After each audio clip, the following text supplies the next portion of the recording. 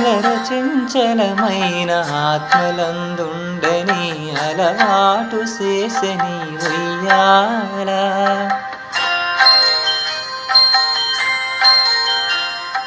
అలర చెంచలమైన ఆత్మలందుండని అలవాటు చేసని ఉయ్యాల.